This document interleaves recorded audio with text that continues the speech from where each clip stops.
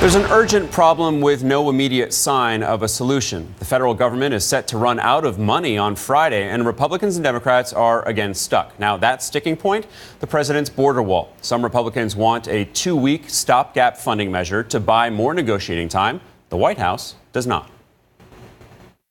We're going to do whatever is necessary to build the border wall to stop this ongoing crisis of illegal immigration. And that means this is a very, if it comes to it, absolutely. This is a very fundamental issue. At stake is the question of whether or not the United States remains a sovereign country, whether or not we can establish and enforce rules for entrance into our country.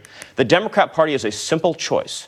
They can either choose to fight for America's working class or to promote illegal immigration. You can't do both. Whatever is necessary, the White House says. Now, the top Democrat in the Senate this morning sounded equally unwilling to bend. President Trump should understand there are not the votes for the wall in the House or the Senate. He is not going to get the wall in any form. Joining me now are former Democratic Governor of Michigan, Jennifer Granholm, and senior political correspondent for the Washington Examiner, David Drucker.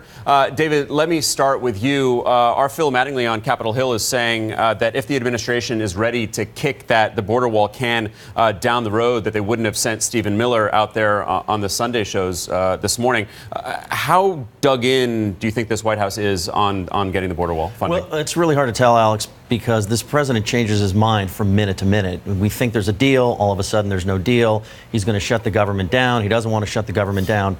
And I think that's because the president operates on instinct. And so I think we're going to have to see where he is later this week. What we do know is that Democrats do not feel any political motivation to try and deliver on what the president is asking for. And the Republicans simply don't have the votes. They don't have the votes in the House to do a Republican-only bill with $5 billion for the border wall.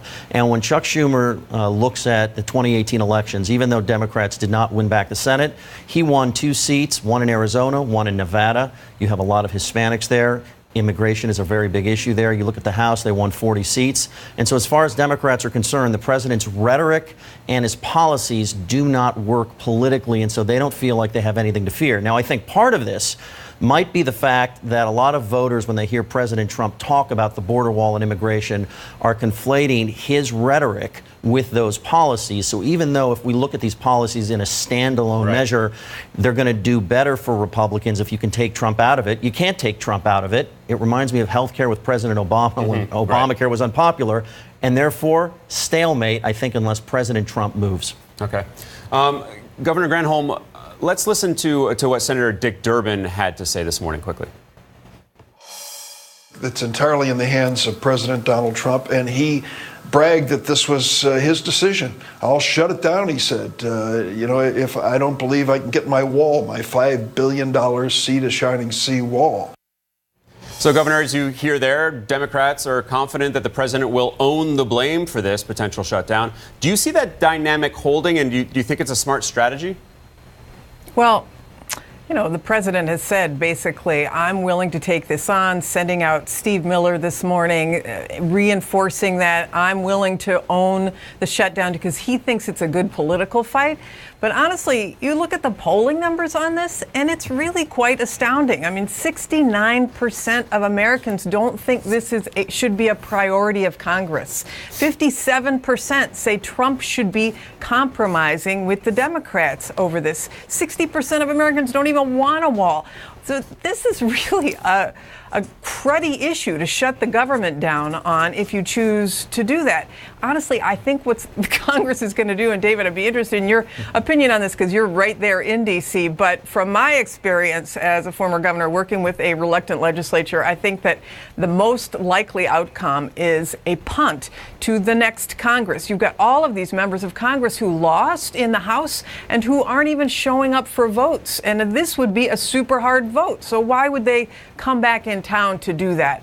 I don't know. I think it's leaning toward a punt to the next Congress. And if they do that, then Trump would be super smart to offer a compromise in the House, similar to the compromise that the Gang of 8 passed in the Senate in 2013 on a comprehensive immigration reform bill.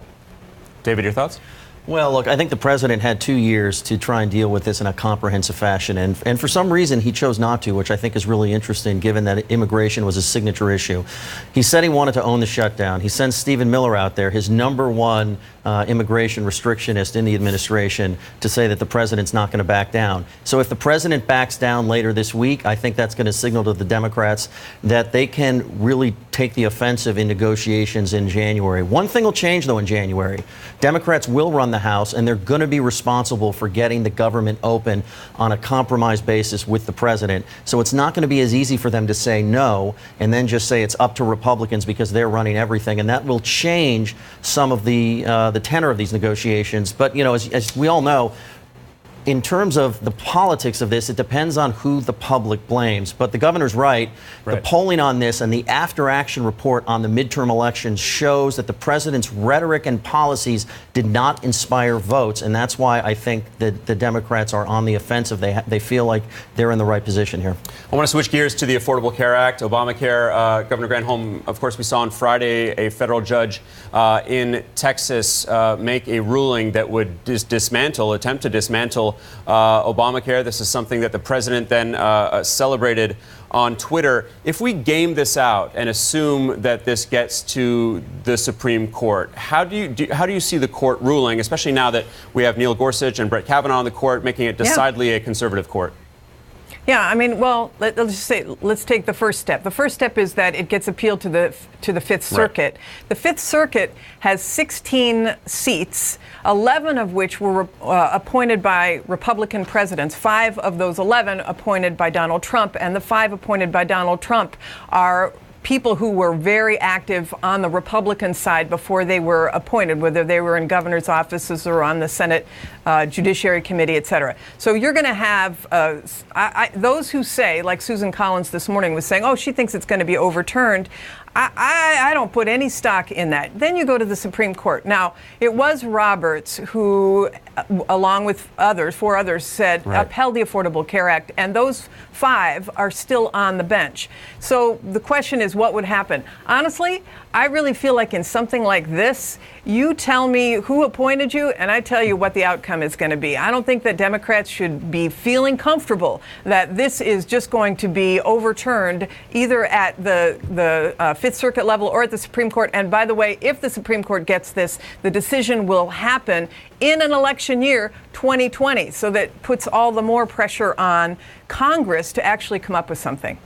And David, to that point, this has not necessarily become a partisan issue. We saw in the midterms that Republicans were less and less inclined to go out and attack Obamacare. A lot of Republican voters have realized how much it benefits them, certainly when it comes to pre-existing conditions. So while you have the president out there on Twitter celebrating this is not necessarily something that congressional Republicans are going to echo. What's the Republican play here? Yeah, this is really ironic, right? Because 8 years after Obamacare cost Democrats control of the House, 4 years after it cost them control of the Senate, all of a sudden Obamacare works for Democrats and Republicans were on the defensive, particularly on the pre-existing conditions issue and the other regulation in there prohibiting lifetime caps on payouts. These 2 things have put Democrats in the driver's seat on health care. And so there's going to be more pressure now on the president and the Republican Senate to work with Democrats to try and do something about this, unless this issue becomes a sort of back burner issue until, as the governor was discussing, it surfaces in the courts down with appeals